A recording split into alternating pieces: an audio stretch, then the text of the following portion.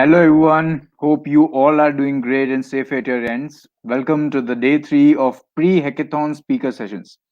The Python week will be hosting live workshops, talks, discussions, and of course an amazing virtual hackathon, everything from 1st January till 10th of January. Moving on to the speaker session for now, the talk is about addressing the fact that Python is slow and how we can speed the things up. Actually, I love the title. You'll get to know very soon. And with that being said, let me introduce you all to our speaker for the session. We have Shuvam joining us. Hey everyone. Shuvam is designer at Winuall. He is an indie hacker and a blogger. So we welcome you, Shuvam, and look forward to your talk. Let us know how we can increase the S for speed. Thank you so much, Guy. Thank you so much, Tirthak. It was super nice to be here. Thank you to all the organizing team at May Developers Club and the Python Week. I think you guys are putting together an amazing virtual conference, and I'm super glad to be here. And of course, as I go through the talk, I know a lot of people are triggered by the title, but well, The stage is all yours. all of us soon. So yeah, can I share my screen? Yeah, thank Yeah, you. sure. Yeah. So, hi everyone. So the title is the S in Python stands for speed. But before I go into any further, few disclaimers to all of you. One is you might hear at times my voice being overlapped by commentary in the background, but that is purely because there's a cricket tournament going on in my locality and my neighborhood team is playing there. And of course, I couldn't be there to cheer them on. So if you hear the commentary and if you hear any inkling of what the scores are right now, feel free to put it in the comments, right? And of course, I hope that does not disturb or annoy you too much. But I think now it's time to get started. So to start off with, let's just address the fact, the elephant in the room. The S in Python stands for speed. Now, before, I know a lot of you are triggered, like you're pretty triggered and you're all happy and you all should be triggered. So this is the reason why I actually started kind of thinking about this talk, right? I kind of wrote down a few things, I Googled around, I researched a little bit. And that is when I came across this thing that why is Python slow? Like, we all use Python for a lot of different things, right? We use Python for machine learning, which is kind of a very booming field nowadays. So when Python is booming in those spheres, we use Python for full stack development with Django and Flask and N other different libraries. So it's imperative for us to kind of take a step back and address the question as to why Python is slow. And when I started writing this talk, this is kind of what I came across. The time that it took for me to kind of research everything and put them together was 3 hours. The time it took for me to come up with a title good enough for this talk, I slept over it. I tried 2 or 3 different iterations. It was first called Writing Faster Python, How to Speed Python Up. But none of them kind of hit home. That is when I thought, okay, let's take some time, let's slow down, just like Python does, and kind of come up with this title that says the S in Python stands for speed. So that was the basic part about what my research was like when it went on to this. So in the course of the next 40, 30 minutes, I hope you would be able to get to know about what are the things that we can do and why one of the reasons why Python seems to be slow and what are the trade-offs that we have to make. Time for some self-plug. My name is Shubham. I'm a computer science undergrad from Kolkata. I'm a product designer at an edtech startup called Winuall. It's a Bangalore-based startup, and we try to help and we try to empower institutions and teachers to go digital. As for me, what constitutes my existence? That's a tricky question, and I think I would take some time to think about it and come back to you later, or maybe answer that on some other stream. Because as of this moment, I myself am not too sure. And next to talk about, just to ask you guys, how many of you have watched the movie Soul by Pixar? Because when I was talking about myself and my existence and everything, that was the first movie that popped into my mind. And yeah, would love to know how if you guys like that. And of course, that's me on Twitter. And like anything, if you want to reach out to me, know more about the certain things that I kind of dug deep into while building up the research for this talk, that is where you can find me. And that is also where you would find the slides for this talk, which I will tweet out at the end of the session. So yeah, to get started, there has been this rumor that whenever I go to any Python specific conference or event, I only speak about non-Python things. Like there was this one time I spoke about how you can design Python code better, how you can how to generate art with Python, and things like that. So essentially, it's all about I talk about anything and everything that is not Python, and that is, I think that might have pissed a couple of people off, and it's not entirely true, because at the end of the day, Python is a good language. I mean, like I cannot come here and say Python is trash because Guido and Rostam is already there at Microsoft and I use Windows. Hey Guido, if you are seeing this stream, hello, and congrats for coming out of retirement. And to get back to the topic, why do I not generally talk about Python, and why does it seem like I'm annoyed with Python, or why is the title of the talk just the way it is? I generally use something called the benchmarks game to see what the benchmarks are for execution. And this is a benchmark that comes up in now and then about why certain languages execute fast, why certain languages execute slow. And this is kind of where it all kicks off, right? So in here you can see that C, say this entire experiment from which I took the data and put it on a map here, that it was done with the n-body algorithm. So when n-body algorithm was run over a long period of time with different sizes of data, it was seen that if it was implemented in C, that took around 7 seconds to execute. When it was done with Node, which is a JavaScript framework based on top of the V8 engine, it took around 8.5 to 9 seconds. For Python, that took a whopping 7 minutes. And of course, this is with like Python 3.6 or 3.7. I don't exactly remember which, but this is the speed that it took for like a hugely recent popular version of Python. So I can kind of only wonder what would have happened had we kind of been doing like a previous version of Python and what the speeds in that section would have been. I promised memes, so here is a meme. And I don't see much activity in the chat here. Are you guys there? Knock, knock. If you guys are here, just leave, hey, I'm listening, hi, or whatever you feel like in the chat. Also, feel free to leave questions here. In the middle of the session, I would be taking periodic look at the chat and comments and try to respond to the best of my ability. But the reason I'm asking you this, I know we are all working from home. I know we are all doing all of the things from home, which kind of takes away from the interactivity of what physical meetups were used to be, right? And at the end of the day, that is what we kind of want, like through whatever mediums we have available to us, to kind of make it a bit more interactive. So if I do not have comments streaming in, if I do not see any way you guys are interacting, and if I do not see any way you guys are interacting, it would be just like, hey man, I'm just looking at a screen and talking. That would be super weird. So Mohammed, you have a question. What about Java speed? We'll come back to that in a moment. So a clarification before I go, like whenever I talk about Python today, I'll be talking about CPython. And what is CPython, you ask? It's basically C, or well, it's like Python, which is masquerading as C, or it is C, which kind of gives you like a Python language wrapper API, or whatever you kind of try to implement. So whatever we talk about, the major speed indexes that we're kind of going to cover when we say that, okay, this thing is slow, or this thing is fast, or this thing is slower than the other, when we refer to Python in today's session, we'll be referring to as CPython, which is essentially the C-based runtime interpreter for Python, right? But before we go into all of that, before we talk about what makes it slow and what are the things that makes it slow and how we can optimize and make it faster, we need to take a look at some of the basic things. Like the basic question is, how do you execute Python, right? So when you run a Python program, the source code, which is the .py file, is compiled using CPython into bytecode, right? Which is the .pyc file, which is saved in a folder called pycache. And at the end is interpreted by a Python virtual M2M machine-to-machine code. Now, one of the major problems that you can kind of already identify at the outset is that when we're already using an interpreter to execute a bytecode at runtime, that is already supposed to make Python a bit slower, right? But then the question comes up that Python is not really the only language that is both compiled and interpreted. So why do we have this lost love for Python and not for, say, Java or C#, right? And that is what we're going to address today. But at the outset, you can already see that this is one of the reasons, right? But of course, Python is also a ton of fun. Like typecasting and dynamic data types, that is something you love, and that is something you absolutely love. And that is one of the major things that Python has going for it, right?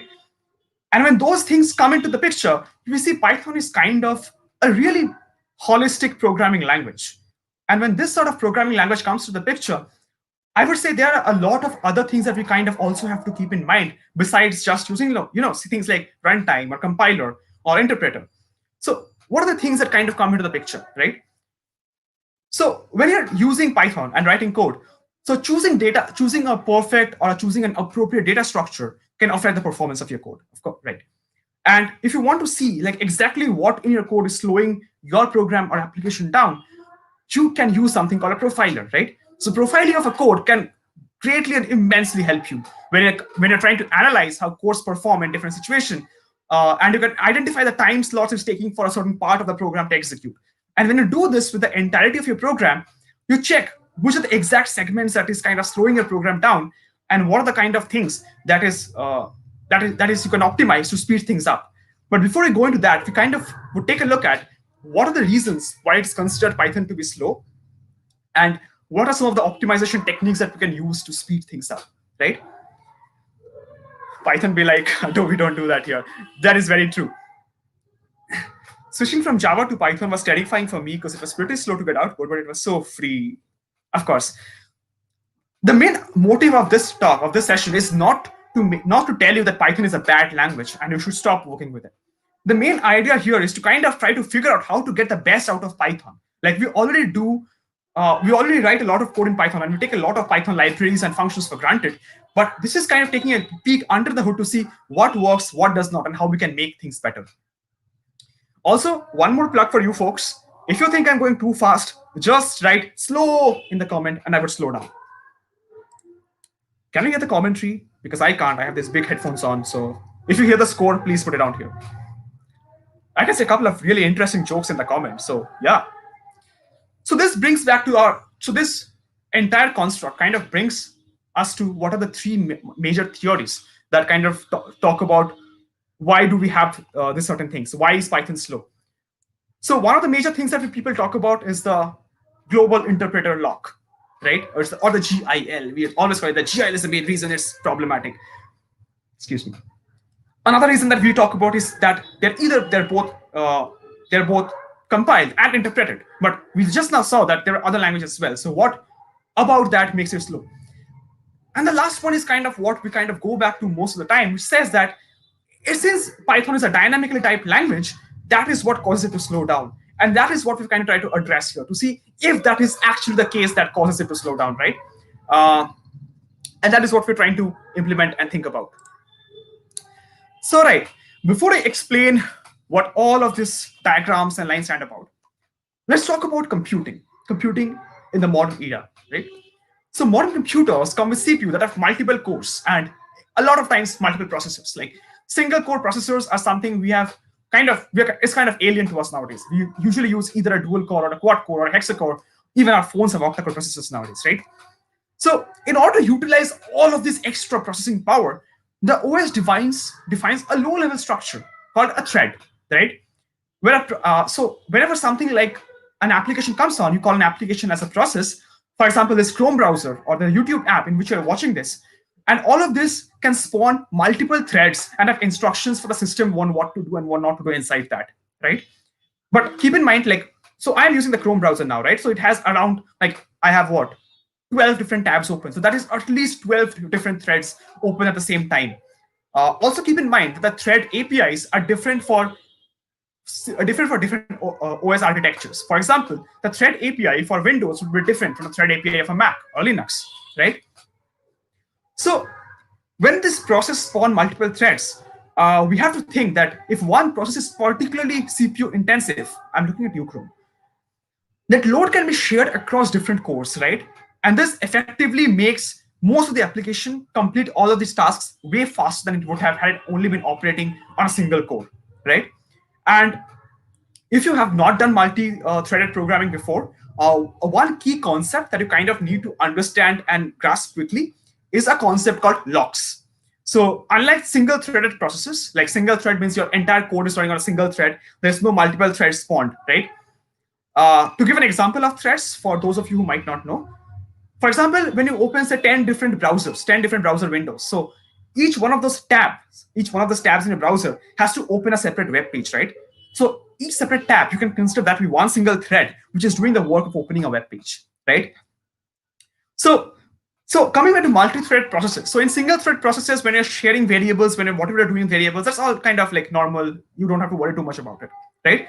But when you're talking about multi-thread processes, you have to kind of think about how the memory locations interact. What are the memory references allowed? Which instances of which references can access a particular memory location at a given time?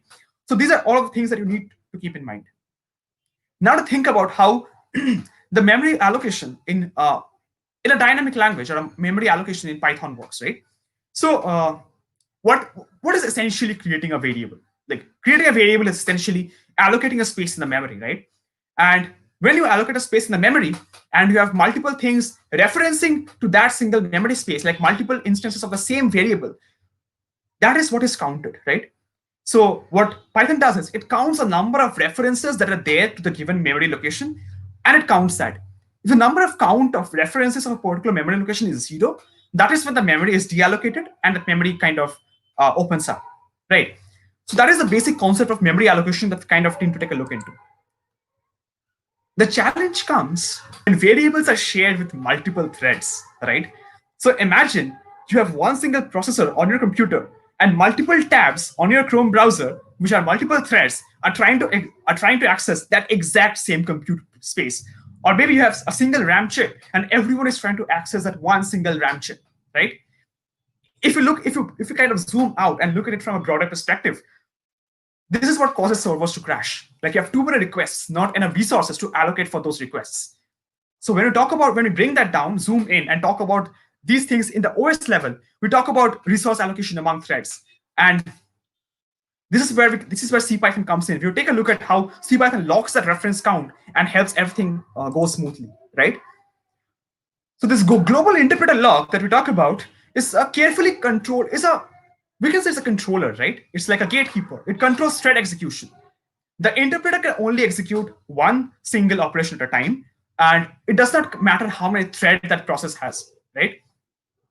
And when we talk about a single thread, single interpreter application, it would make no difference to speed. Like if you have a single thread with a series of operations, so the operations would just keep going on the basis of their priority, right? It would not go here and there. And that is what we kind of try to think about here. But whenever we do multi-threaded programming, so even if in Python you write a program with a single thread, it would be blazing fast. You would write a program in terminal, you would run it, and you would have the thing coming on right at the outset, right? But if you write something with multiple threads, that is when the performance tries to get hampered a bit. And that is where we kind of try to think about how we can optimize Python for speed. So suppose if you were to implement concatency within a single interpreter or a single Python process, by using set threading, for example, you want to do some network requests or you want to do some disk input output operations, that is when you would see the effect of the global interpreter lock kick in. So if you have too many requests going to a single, say, Django server, that is when you see the server stutter. And of course, when I say a huge number, I do not mean 10, 20, or even 100, because those are the things that a server or Python can easily handle. When I talk about scale, I talk about scale in the order of, say, 1,000, 1,000,000. And that is where things start to go a bit haywire. So this is one of the main reasons why we see global interpreter lock playing a bit of spoil sport in how Python functions. And this is one of the major reasons that Python slows down at times while operating on certain things. So of course, now we talk about, but if GIL is a problem, what happens in PyPy? Because PyPy has a GIL and it's typically like almost 3 to 4 times faster than CPython, right? So the thing here is PyPy also has another implementation of a certain different type of compiler. CPython uses something called ahead of time compilers or Aot compilers, right? PyPy uses something called a JIT compiler or just in time compiler. So we'll touch base on these compilers and how they work in a little bit, but this is a totally different thing to go into, like how compilers work and how compiler optimize processes, right? And the reason PyPy has this advantage over CPython is because it uses a JIT compiler, which kind of speeds things up. But also there's another trade-off. CPython, say for example, CPython takes maybe 3 to 4 seconds to open up. For PyPy, that might be, say, 50 to 60 seconds. Because startup of PyPy of any JIT compiler-based system is slower than anything else.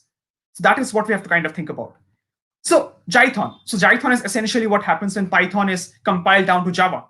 So it also does not have a global interpreter lock, right? And it's also faster because it has this huge thing like Java virtual machine and all the super cool memory management that comes with the Java virtual machine. And which is why, in the absence of a global interpreter lock, Jython implementation of Python is blazing fast. Like, if you look at Jython implementation in the benchmarks, it would at least be 20 to 30 times faster than CPython implementation, right? And there's another question. So when we talk about this global interpreter lock, interpreted languages, compiled languages, bytecode, we also talk about, you can also bring up the question of say JavaScript, right? Yep, Dipanjan brought this up. Node is also JIT. Node is also JIT. So JavaScript engines use something called a mark and sweep garbage collection, right? And like I said earlier, right? Like, what is the major thing you need a global interpreter lock for, right? To manage CPython's memory management algorithm, right? How do you manage memory? Which processor, which thread gets the operation resources? That is why you need the global interpreter lock. JavaScript does not have a GIL, but it's also single threaded. You don't need a GIL for JavaScript until you are using something like web workers where you're spawning multiple threads with JavaScript, right? So whenever we talk about concurrency in JavaScript, JavaScript does not implement concurrency uh, by using something like a GIL. It does that by implementing an event loop or a promise callback pattern, and that is how you do asynchronous programming. And even in Python, you have that. You have like the async IO event loop, which kind of tries to go into this very single thread paradigm that JavaScript works in. So that is one of the major reasons. And when we come into here, we see that when we talk about the paradigm that, okay, Python compiles in an intermediate language, which might slow things down. It again then it's compiled, it's interpreted. That is what might be the thing that's slowing Python down, right? But well, Java gets compiled to an intermediate language as well. C# also gets compiled to an intermediate language. So what is kind of the problem here? And that is where we come across JIT. JIT is a compilation compiler paradigm where you kind of break down the code into chunks or frames, and that is how you execute things, right? In ahead of time compilers or Aot compilers, for instance, all of your code is kind of taken into cognizance at once, and then it's run through the system or then through the CPU, right? Whereas for JIT, it can be like line 11 is being executed, line 12, the system does not yet know what line 12 is supposed to do. But for an Aot-based compiler, you have to keep in mind that every single line of your program, you can give the machine the entire map of what is to be done at every single step. So now the question is, JIT itself does not make execution too fast, right? Because you're still executing the same bytecode. Like if you're using an Aot or you're using a JIT, you're still compiling or you're still executing this very same bytecode, right? The question is, JIT enables optimizations. JIT enables optimizations which you can do at the runtime, right? So a good JIT optimizer, what it would do is, it would see certain parts of your program, or if you're running a series of programs, it would see a certain part of programs which are repeating themselves, right? And what it would do is it would optimize them. It would replace those bits of code by more efficient versions of that code, right? And I will talk about what is meant by efficient versioning later when we talk about optimizing things in Python, right? So just remember this, but coming back to that. So what essentially I mean is, when your application does the same thing again and again and again, using a JIT compiler makes it significantly faster. And when we're talking about speed optimization, when it talks about Java and C#, keep in mind that Java and C# are strongly typed languages. So whenever someone is trying to optimize Java and C#, it's easier for them to make assumptions about how the code can look like or what the code is supposed to do, unlike Python or JavaScript, which are dynamically typed, right? So the question is, how does JIT work? So this is the basic iteration of it. So suppose you have two programs running. Program one has certain segments, the blue segment and the red segment. And say you have run program one 10 times. So what the JIT compiler, which is this evil emoji here, what that does is, it kind of takes into cognizance that these bits of program are the same. They're doing the exact same job, and they're being run again and again and again. So what they do is they try to optimize this code and make it into a different optimized versions of code.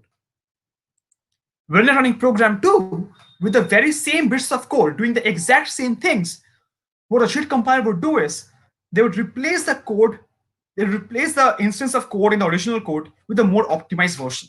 And that kind of speeds things up to a huge extent. And this is a reason, this is the way JIT compilers work. And when we were kids, when we were learning programming, we were also always told to write atomic programs, like to always break down everything into small functions, like as small function for an operation, the better. And every function should always keep on repeating the same tasks over and over and over again. This was the reason. Because using a JIT compiler, you can optimize your code and speed things up to a hell of a lot extent.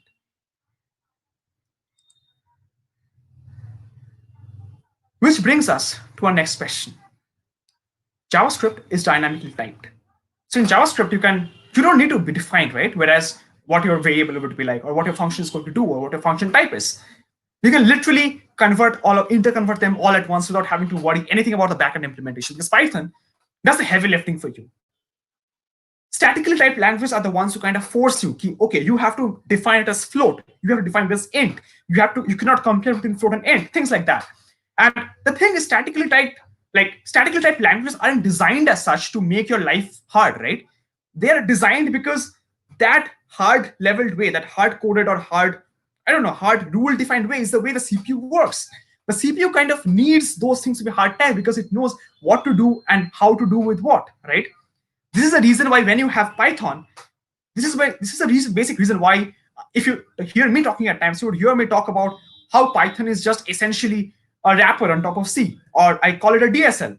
So this is the reason why Python does a lot of this heavy lifting for you, which you have to do when you're writing in code like, say, C or Java.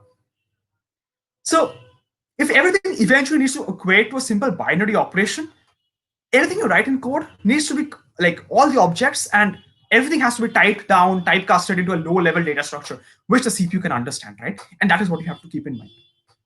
Python does this for you. You never see it, nor do you even need to care. It just does.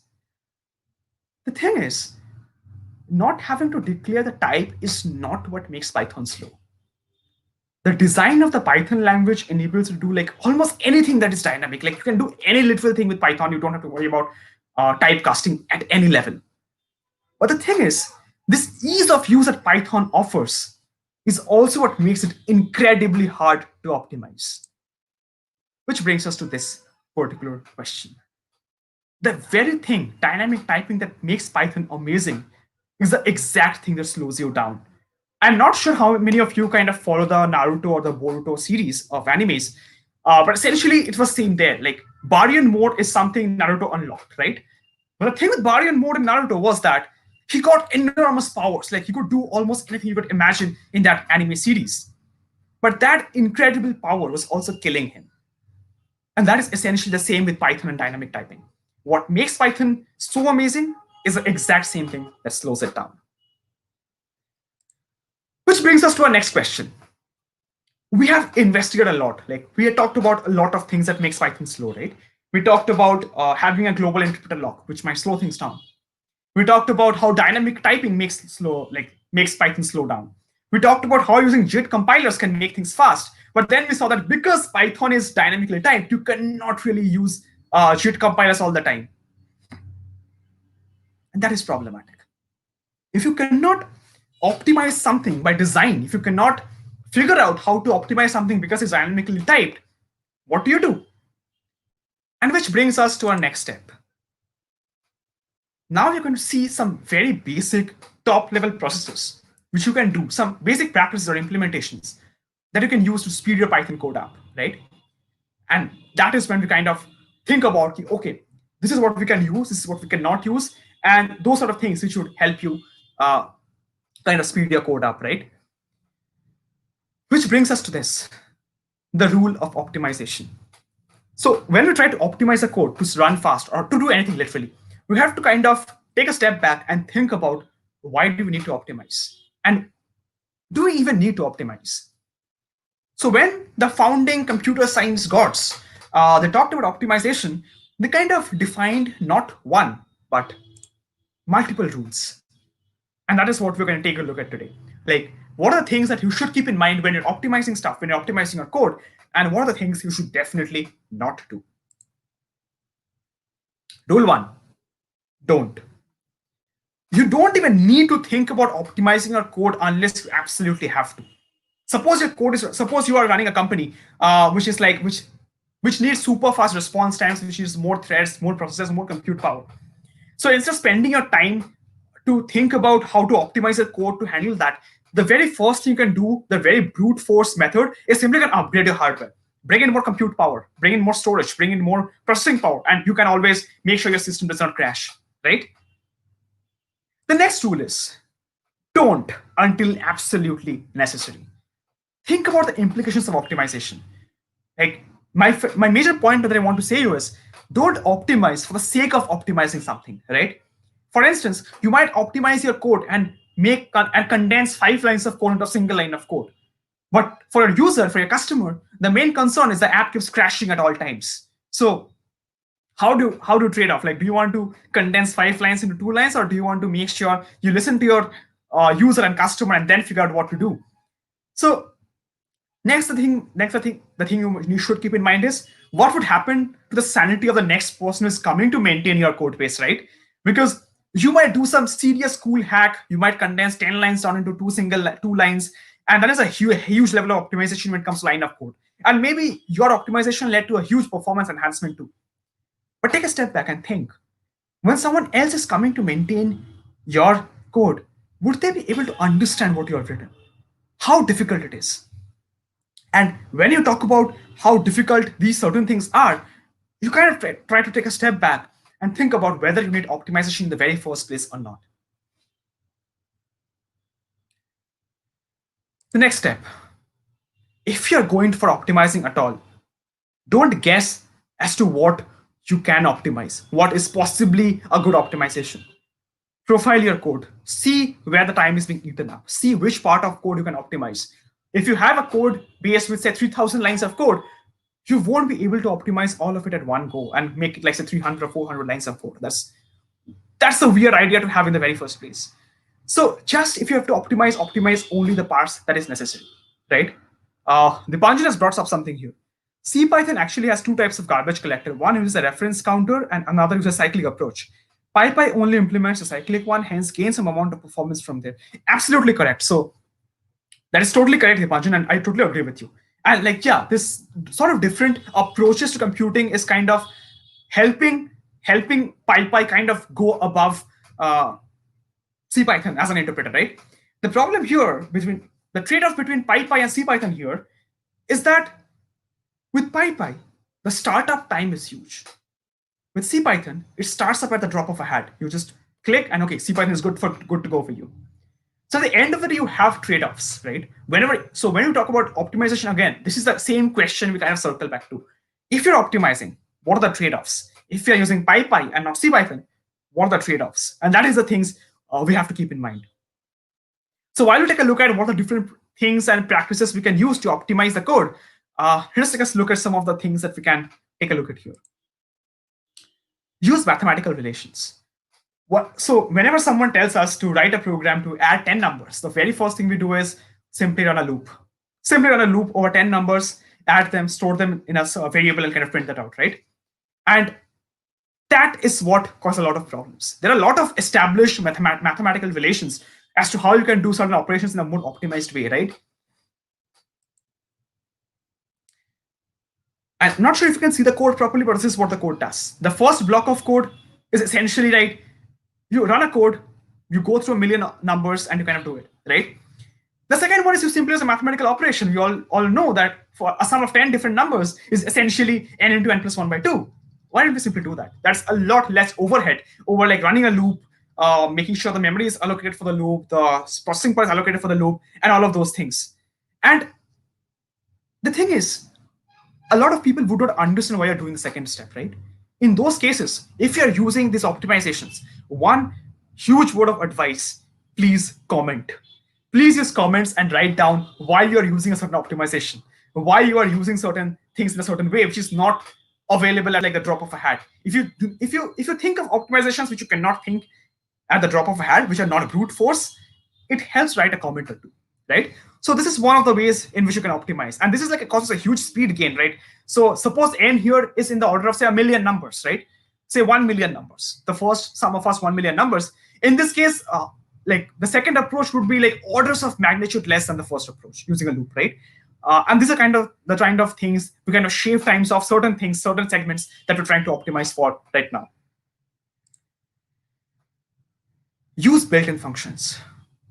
When I was a kid, when I started learning Python, I kind of had this, distasteful attitude towards Python because I used to feel like Python is not what everyone should be programming with, right? Because you don't need to think about a lot of things like a data structure. It's already made for you. You want a list, it's made for you. You want a dictionary, it's made for you. You want to sort, that's made for you. And what I tried to do was I tried to reinvent the wheel. I tried to write a lot of things from scratch. If you can afford to, do not. If you want to do it for learning purposes, of course, but if you try to do these things in production, this would take up huge chunks of time. You take up huge chunks of processing power. It takes up huge chunks of time. So if someone's already built, and Python has like a huge library of built-in functions and collections of data types, use them. So this is kind of an implementation you're trying to take a look at. Like, what would happen if you try to, say print or count 1 bajillion elements?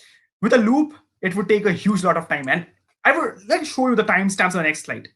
Using a loop takes 26.5 milliseconds. Using the len function with the same size of the array, it takes 96.7 nanosecond. And it's not that I'm telling this at the outset. Like, you can import a timeit package to your Python code, and you can run your code against timeit and see what are the time taken for different bits of code and different optimizations that are happening, right?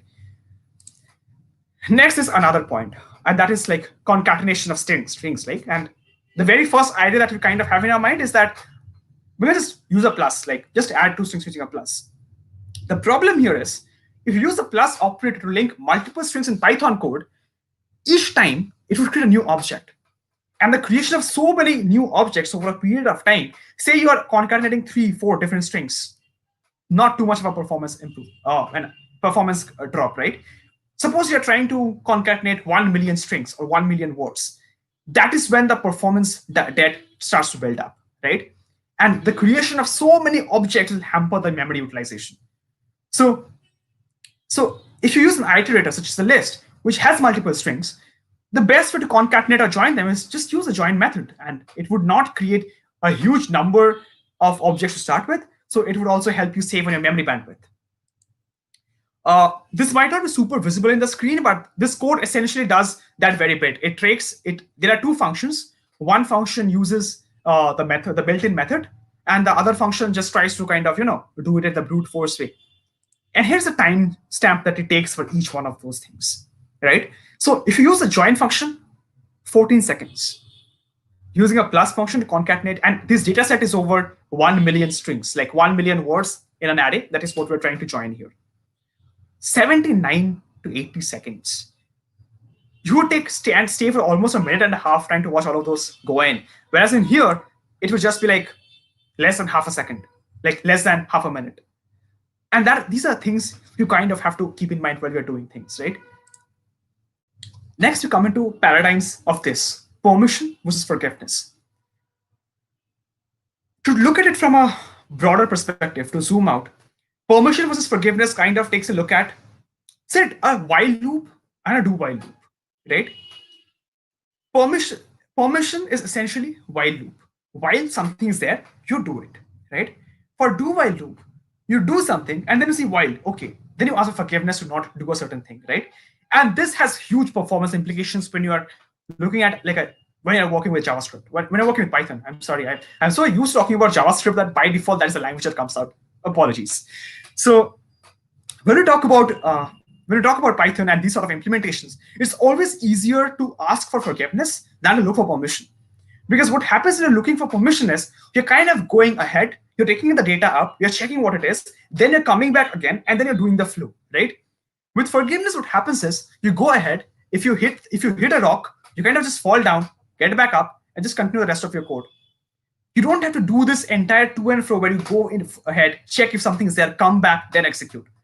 And if I show you what the code implications for this look like, this is one simple approach. Like, so we are creating a class, we're creating an object, initializing an object, and in the first approach, we're trying to see if that certain object or class has an attribute or not, right? And the second approach, what we're trying is we're just encapsulating that entire block of code in a try, and then we are seeing that, okay, if it's there, all good, we do whatever is next we're supposed to do. Else we just catch the exception and handle it, and then we go on to do what we have to do. And these are the things that kind of optimize things to a huge extent, because this to and fro that we talked about in the last few seconds, this to and fro here creates a huge balance. But of course, again, I repeat, whenever you talk about these things creating a debt, these things creating a developer debt, which would keep on accumulating over time and time again, it would occur only when you're dealing with data of, say, like, hundreds or thousands, not when you're dealing with, say, 3 or 4 pieces of data, because that's a too small data set to actually kind of talk about speeds and performance, right? So the next approach which you can try to optimize is that of sorting a list, right? So you can sort a million different numbers using a function called sorted, where you create another list where you sort and put the new list. And the time taken for that you can see is like almost 467. And for a million random numbers, you just take that and you use the sort function. That takes 77 milliseconds. Like it's a huge shift. It's almost like 6 times. And these are like huge performance bonuses that you kind of get while optimizing the code at the higher level. And of course, these optimizations are not like at the drop of a hat. Of course, you need to see what sort of code you're writing, what sort of data you're dealing with. And then kind of you want to come back down and say, okay, this approach works for me, this approach does not. This approach seems more maintainable to me, this approach does not. And that is when you kind of take into cognizance what needs to be done and you take that step accordingly, right? So what did we learn? In conclusion, we talked about and explored what slows Python down, right? We talked about 3 major things that kind of slows Python down. And then we took a step back and looked at the different steps we can do to speed things up. And I hope those things come in handy, right? And of course, this is not the end. Due credits where it's to be given. David Beasley's talk on GL is something that I really looked up to. And this is what I took a look at to learn about what and why GIL works that way. And that is what you can take a look at that. All about Aot compilers is again something you can take a look at. And of course, this talk by Sebastian Wazowski about how you can speed Python up is from where I took certain optimizations into cognizance, which were there in this session. So these are links you can visit if you want to level up more, if you want to kind of take a deeper understanding of why Python works the way it is and go under the hood and optimize things. And yeah, to address and wrap things up, and before I say thank you and go away, one question I would say is, Python was not initially made to be fast, right? It was made to make developers like you and me fast and to make our developing process fast, to speed us up. And when I look back and I work with Python, I see it does that to a huge extent, right? I don't have to worry about a lot of things that I have to worry about when I talk with other languages. And that is something that's truly encouraging. And the title of this talk, which most of you are triggered by, I can only say that was just a fate of irony. When I say the S in Python stands for speed, the answer is, and if someone taunts you by that, your best answer should be like, Python was not made to be fast, right? If it was not made to be fast, if it's not fast, it should not matter. Because at the end of the day, your process by which you build that tool using Python, that was fast. And that is all that matters. And at the end of the day, this is what you feel thankful to Python for. Float, int, char, string, does not matter. A variable is a variable. And you can compare it and do whatever the heck you want. So that was all from my end today. And I hope you enjoyed it. I hope it was insightful. I hope I did not bore you too much. I have been checking the comments. I did not see a single cricket score. I'm not too sure if that was because you were too bored to listen to cricket, or it was like you had tuned me out so you didn't remember to board. So yeah, at the end of the day, this is what it was all about. That's me. That's my coordinates on Twitter and GitHub. Feel free to give me a follow. Of course, like self-plug keeps on going. So I would be tweeting out the link to this deck. So feel free to follow me on Twitter to get access to the deck. And of course, feel free to follow me on GitHub. I often release JS different projects to show how to optimize stuff. You would find different repos that kind of take a lot of different things and optimize those things. So yeah, that's more or less from my end. And a huge thanks again to Tirthaka, Bratin, and the entire team at Mihas Developers Club for having me. So before I wrap up, one small question. Since we talked about optimization a lot, feel free to tweet this out. And when you tweet this out, just tag Shubham360. Tell me, how would you check if a string is palindrome or not in a single pass, in a single loop? You cannot do multiple passes. You cannot do multiple loops. Heck, I would not even let you use a second variable to store your string and then check. You take a string, use a single loop, you do a single pass, and you figure out why it's palindrome.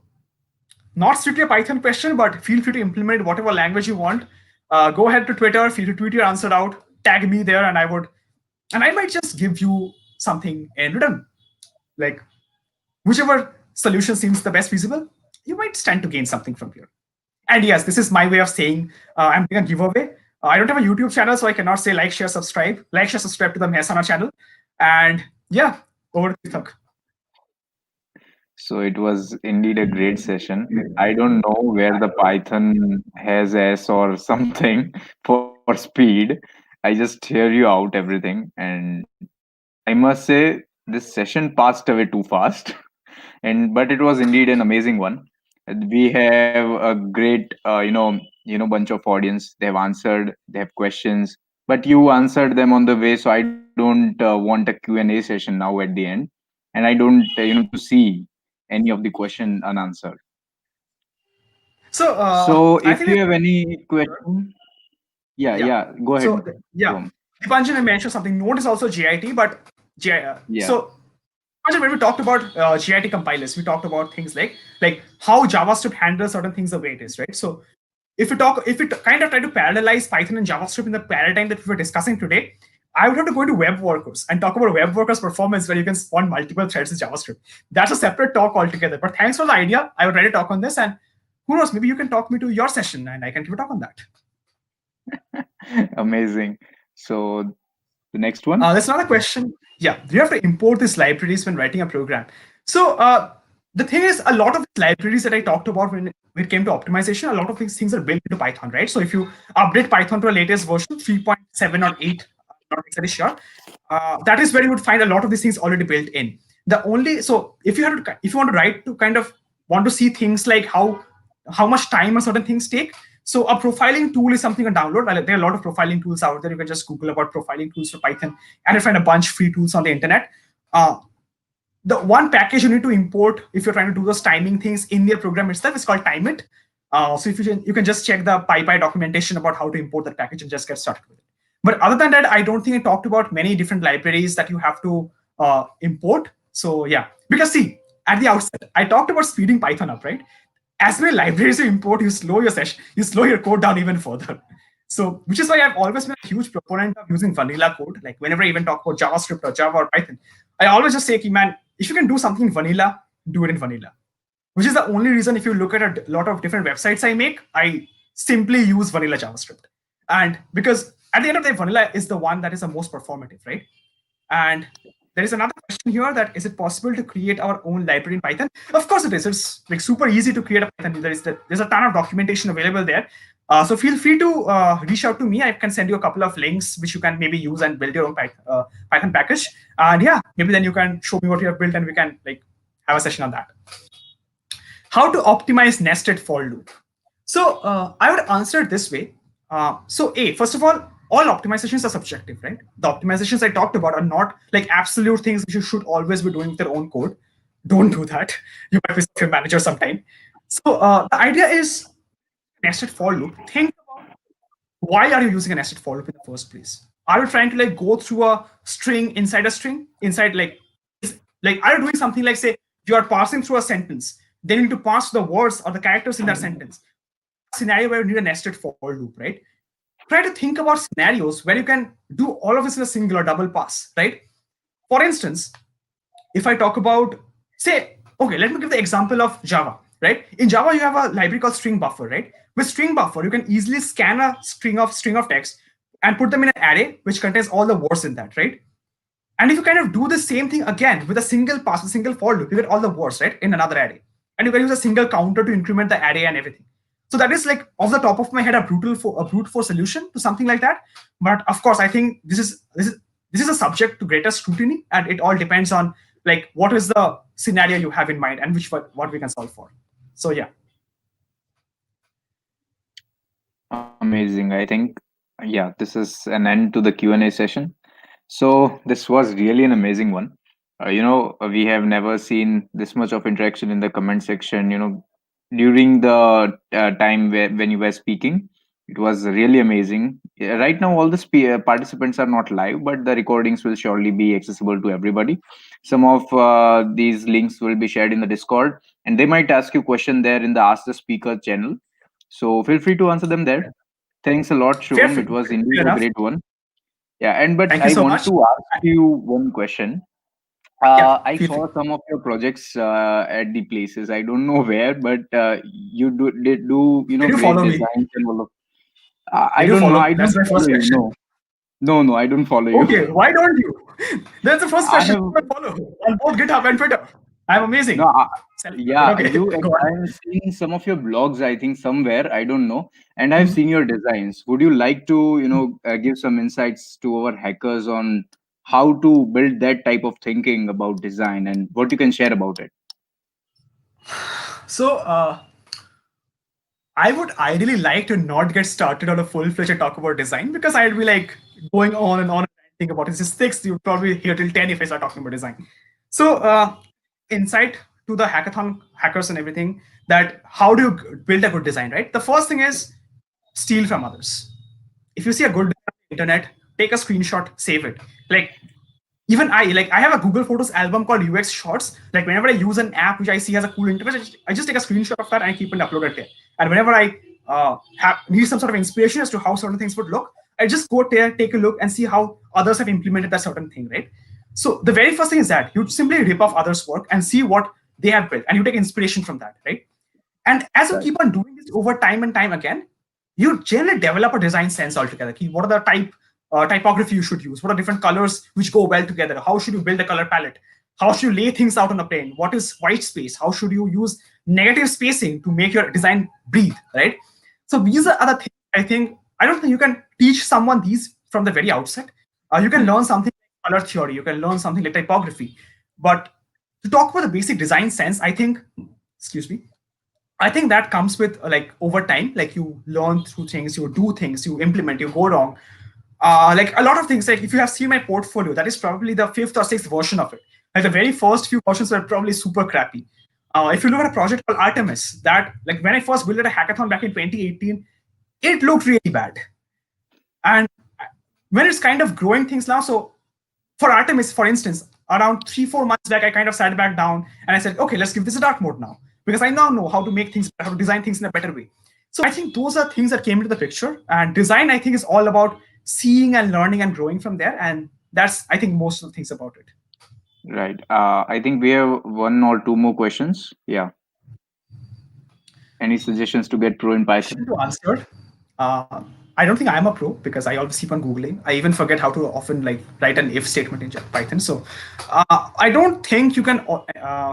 I wouldn't say that you cannot. I would say that it takes a lot of time and experience to become a pro in any language. And what I would tell you is the only advice I'd give you is like just keep building. Like if you have an idea, if you have to write some code, just write it down.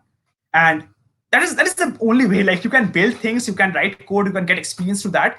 Look at others' code. So what happened was used to happen earlier was when I was starting off, is that I didn't used to understand how others were writing code. Like if I saw someone else's code, it would take me an hour to kind of figure out what a say a 50 line of codes even meant. Like I was like, yeah, what is going on here? And that is goes on with time. Like it develops with time. Like over time, you kind of realize how others are working, how what are the different quirks, what are different hacks and jugars others have used, and that is how you keep on growing, and that is how you keep on learning about different things. And I think that's like the only way. There is no shortcut here about how to get a pro. I can tell you this much that you would not become a pro in any language by doing 100 different courses of the same language. Uh, what you would do is you would learn concepts. You would learn concepts in a better way with a teacher and a mentor. The courses would maybe make it easier for you to digest things. But at the end of the day, it has to be you kind of bending down and kind of, you know, going through things and making it go out. Completely agree with the same. So, what So are the ideas for hackathon? सीधा question पूछ रहे हैं ये लोग. hackathon is on DevFolio, right? So Yeah. here's a suggestion. DevFolio has a section, dedicated section where you get different ideas to build your hack around, right? So I think this is another exercise you could try. Go to DevFolio, try to figure out from where you can find an idea. Great. Amazing. So, Mamik, I hope you have got your answer.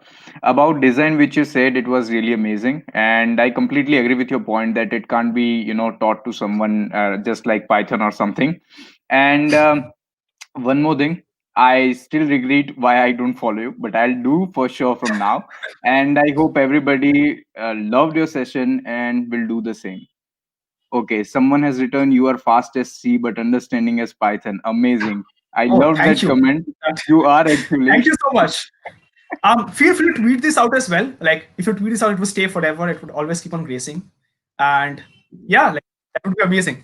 And of course, like I threw out a challenge to all of you, right? Like optimize writing code, optimize checking for a palindrome without using a second variable without using multiple loops and in a single pass. Feel free to Right. comment, send that out. There is not a bound that you have to do it in Python. Try with JavaScript, Python, Rust, Golang, whichever language you want. And yeah, you might just be lucky and you get a giveaway. Just can you show the last comment? Okay, Ashen. Yasin Shubham. So I don't think this is something I should be proud of. I think I am guilty of being too fast at times. But if there was something you did not understand, like again, like you No, should have once to like slow things down, and I would have gotten slower. I think this is a no, bad but developed from watching YouTube at 2x, 2.5x over this like 9 different months. So I'm very sorry about that, and I hope I was able to like deliver what I was about to say, and not and I hope it did no. not all get lost in the speed. That was really completely understandable, and that pace really helped us grab the things. How you speak and how you keep the things go away. It really seems very amazing. So I don't think this is a point to improve or something. It's really very great. Thank you Uh, so much. the questions are still coming. Yeah. The Python has possibility for turning into the most necessary language in future, like C or Java. Interesting question. Yeah. Um, but if I have to answer you honestly, with no diplomacy, without taking into account the fact that I'm in an event called the Python Week, I would bet for JavaScript to become the next ubiquitous language. So if I have to bet on one language to become as ubiquitous as C or Java, I would bet on JavaScript. Because there is not a single thing on this planet that you cannot do with JavaScript. With Python, there are certain restrictions. You can do certain things. You cannot do a set of things. You have to maybe use wrappers around JavaScript for to do certain things, right? So I think JavaScript might become mainstream someday because of the ease of use it has. But I think it wouldn't go mainstream solo for JavaScript to go for like Python to go. Apologies for Python to go mainstream like C or Java. I think it would need some sort of supporting libraries. For example, things like TensorFlow or PyTorch for machine learning. You have Electron to wrap around Python to build an app, or certain things like what was that? Yeah, you can use something like WebAssembly to run Python on the web. So these are things web front end. I mean, like not the back end, but you can already run servers with Django and Flask. So I think it would be an ecosystem of products built around Python, which would be going mainstream. And I do not think it would just be the language alone that would kind of rule the world. But of course, if you want to write an operating system in Python, be my guest. I have a test device with me right here. I'll be happy to install and play around with it. Right. Even we just got one topic from you for our next event. JavaScript will do something. Okay. Sure thing. So we'll be wrapping up now. There are no more questions, I think. Yeah. Thank you very much, Shuvam, for joining us. It was indeed an amazing one. We had, I never saw these many questions in the chat section. Really amazing. Thank you very much. We are very happy and glad to have you here. Thank you. Thank you for having me. It was a great pleasure. Also, like feel free to follow me on Twitter. Just plugging that in. Will do. So, guys, I hope you enjoyed it very much. Do fill out the feedback form which we are just, sharing in this chat window. Also, you can see on my screen. Feel free to fill this out. It will be open for 15 minutes and not more than that. Don't forget to fill this as you will get certificate only if you have filled this out. Thanks a lot for joining in. But wait, tomorrow we have some sessions. Uh, So can we have the poster? Yeah. So we have Abhishek Nandi at 3 p.m. speaking about machine learning 101, basics of machine. And the next one, Shivai Lamba, he is going to talk on introduction to TensorFlow JS. Thank you guys. Thanks a lot. Tomorrow at the same time, we have to meet. Actually, not at the same time, little earlier. That is at 3 p.m. We have started from 3 p.m. Again, we will have the filler sessions and keep an eye on our social media for the link of the next session. Don't forget to subscribe the channel so that you can get all the notifications there. Stay tuned and hope to see you in the next session. Stay safe. Take care. Goodbye.